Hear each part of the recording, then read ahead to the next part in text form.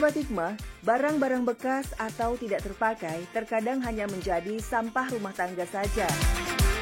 Namun, di tangan yang tepat bisa disulap menjadi kerajinan yang unik dan tentunya memiliki harga jual yang cukup tinggi.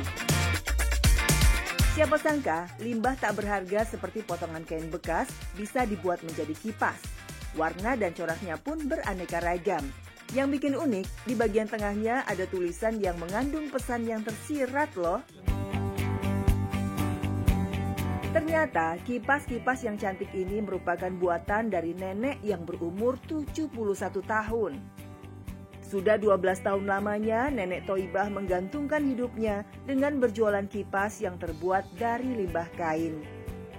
Hampir setiap hari Nenek Thoibah menjual kipas yang dibuat di rumahnya. Sebuah rumah sederhana di kawasan Gabus, Kabupaten Bekasi. Untuk jualan, Nenek Thoibah memerlukan modal sebesar Rp100.000. Namun apabila modalnya sedikit, maka nenek hanya bisa membuat sekitar 3 kipas per harinya. Jadi ya kalau beli itu sekarungnya kan gocap belinya di Selang. Kalau ya tergantung kita adanya duit kalau beli. Kalau ada duitnya sedikit ya belinya dikit, kalau ada gede duitnya gede belinya. Tergantung ada modalnya aja, orang modalnya nggak karuan, nggak punya. Biasanya nenek berjualan sendiri, namun karena nenek semakin tua dan tidak sekuat dulu, membuat anak bungsunya yang bernama Bu Enti ikut menemani nenek berjualan kipas keliling. Selaku anak, Ibu Enti merasa khawatir ketika ibunya berjalan jauh untuk menjual kipas. Namun apa daya, karena terdesak kebutuhan ekonomi membuat Bu Enti tidak bisa berbuat banyak. Kasian gitu Pak, sedih. Kadang-kadang kalau jalan nih capek gitu. Ya kalau ngeliat kayak gitu, kadang-kadang kasian gitu Pak. Cuman gimana ya, nggak ada lagi itunya gitu kerja. Kita memang ingin kehidupan ini berjalan secara ideal. Tetapi terkadang banyak hal-hal di luar nalar yang terjadi. Misalnya orang-orang tua yang masih terus sibuk bekerja. Sebenarnya ini adalah kesempatan yang baik bagi anak-anak untuk berbakti kepada kedua orang tuanya. Sebab segala kesusahan yang telah dirasakan oleh orang tua ketika kita masih kecil harusnya sudah berhenti dan dia menikmati masa tuanya yang lebih baik. Pernah datang kepada Nabi SAW seorang yang mengadu karena ayahnya mengambil harta miliknya. Nabi berkata, "Anta wa maluka li abika." Engkau dan hartamu punya bapakmu. Nenek Thoibah tetap bersemangat dengan cara menggendong bakul yang berisi kipas untuk dijual. Hal ini Nenek Thoibah lakukan karena tidak mempunyai biaya untuk membeli sepeda, bahkan membuat gerobak. Nah, yang satu nggak punya sepedanya, kedua kalau naik nggak punya ongkosnya, ya jalan baik jadi. Mau pakai kendaraan orang punya, pakai ngojek nggak ada duit, ya pegel dilakoni. Kalau capek ya kita berhenti. Rasa letih dan lelah sering dialami nenek. Terkadang kaki nenek terasa pegal karena terlalu lama berjalan. Namun karena kondisi tubuh yang lemah membuat nenek lemas hingga pernah jatuh pingsan karena tidak kuat menahan rasa sakit di tubuhnya. Ya itu puyeng. Asalnya dari rumah udah sakit ya, panas. Cuman saya terpaksa karena perlu duit, orang punya makan yang gluyur bae. Nah, kagak tahu ning jalan orang kerasa. Ya kirisan ya dari puyeng-puyeng geliang-geliang begitu, langsung belum jadinya. Untung nggak ada orang. Jadi sama anak lah, terus lama-lama kita situ lah. Ada itu duduk dia pos-pos orang duduknya, lama-lama kita sadar lagi. Kipas buatan Nenek Thoibah tergolong murah sahabat. Ia menjual kipasnya seharga Rp5.000 sampai Rp10.000 saja. Tergantung besar dan motif kain dari kipasnya. Walaupun sudah murah, masih saja banyak yang menawar dengan harga di bawah Rp5.000. Bahkan ada pula yang meremehkan dan menghina kipas tangan buatan nenek. Ada yang kipas banyak katanya, buang-buangin. Ada beli kipas buang-buangin aja. Ya tapi kita terima be, namanya kita orang dagang katanya harus kita menerima cacian, menerima apa sabar. Ya udah dilakoni.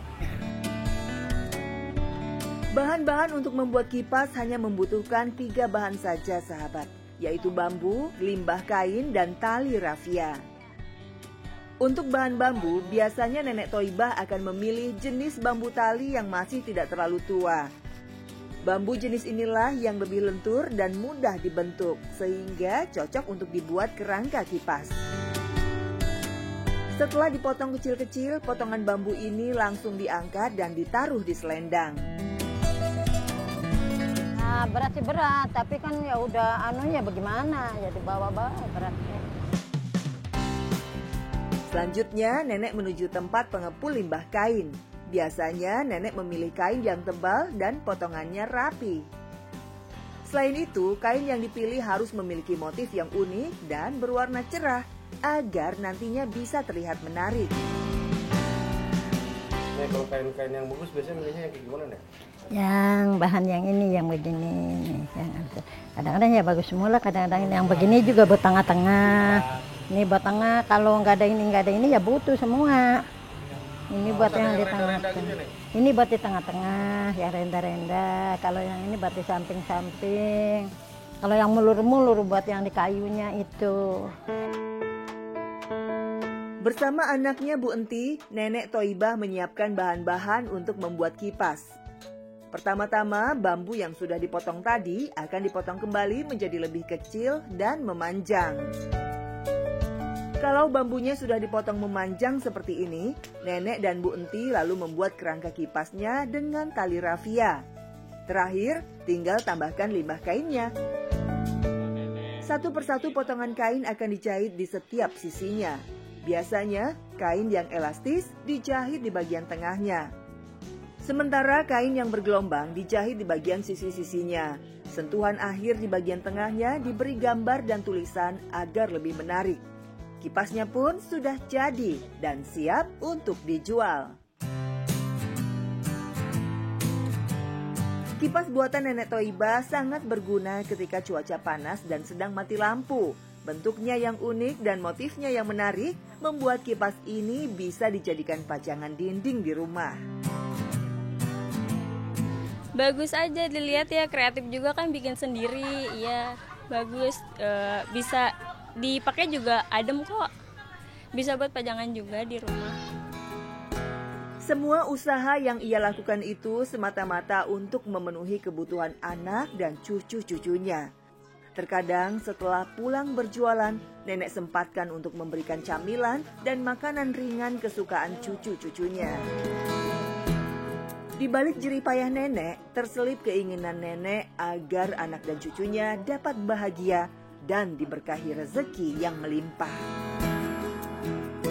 Harapannya ya suruh bahagia pada punya keberkahan, pada punya pengen pada ketemuan harta benda, pada punya rumah yang bagus. Tapi yang nggak tahu, yang kuasa belum bisa ngasih. Tugas kita adalah berusaha. Memberikan hasil adalah wilayah Allah Subhanahu wa taala. Pada hari kita mencampuri wilayah Allah, hari itulah kita merampas kebahagiaan dalam hidup kita.